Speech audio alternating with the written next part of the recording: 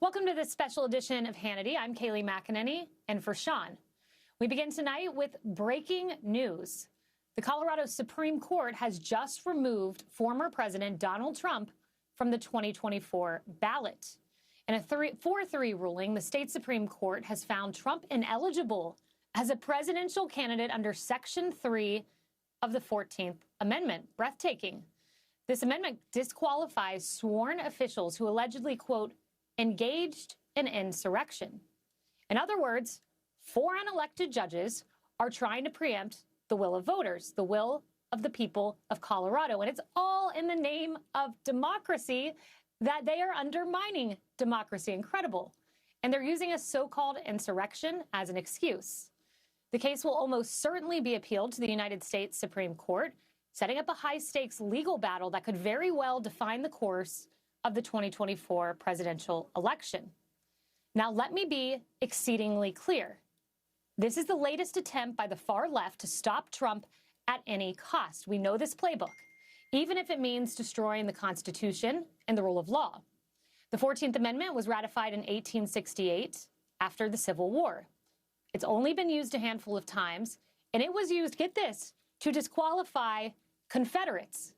But here we have a court of the United States resurrecting an obscure and tailored legal theory of constitutional law to disqualify President Donald Trump. But there are serious legal problems with the Colorado court's ruling. First and foremost, special counsel Jack Smith, he looked over all of the facts and he did not even charge Trump with insurrection or rebellion. That was not listed. Why? Because the facts don't match the law. And in courts of law, you've got to do that. Take a basic law school course and you'll find that out. But that's the strategy of the left. First, it was Russian collusion. Then it was impeachment, not once, but twice. Then it was indictments. There were 4 of those. And now, disqualification, wiping Trump off the ballot. And if you had any doubt that this is the goal, just look at this. Take a look at this map. This is happening across the country. There have been 31 cases seeking Trump's removal from the ballot. More than a dozen remain pending. And look at these states. Look at where the cases are ongoing. Texas, South Carolina. These are red states. Trump will most likely win those, unless, of course, he's wiped off the ballot. The old adage is, if you can't beat them, join them. But the left has inverted that. The way of the left is if you can't beat them, disqualify them. Here now with reaction, Fox News legal analyst Greg Jarrett and former acting Attorney General Matthew Whitaker. Matthew, I want to start with you because in the United States, the facts have to match the law. That's why Jack Smith didn't charge Trump on these charges. Also, you look at precedent. This has been used, from what I can tell, a handful of times to prosecute Confederates. Was this intended, the 14th Amendment, Section 3, to disqualify someone like President Trump?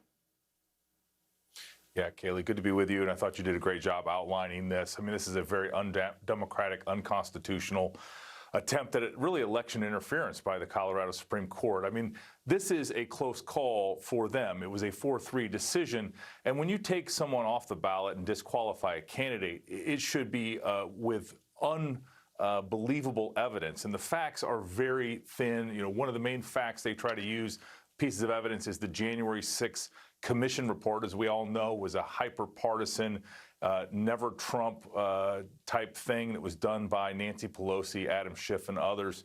And they used that factual finding. But you're right. Jack Smith, who investigated this, did not charge insurrection.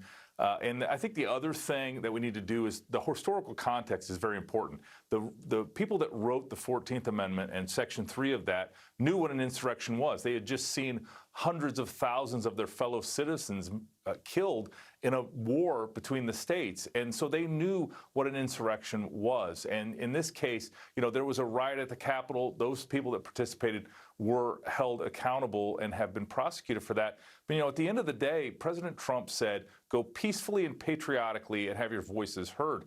And this court just ignores anything that is evidence that helps President Trump. And the Supreme Court of the United States will clearly have the final say on this, and I expect they will reverse this ruling. So we hope that's the case, the Supreme Court reversing this, Greg, because I had a lot of folks say to me, well, can't we just write in Trump's name in Colorado? But I have a line from the opinion here. The opinion in Colorado says the secretary may not list President Trump's name on the 2024 presidential primary ballot, nor may she count any write-in votes cast for him. Literally taking away the will of the people.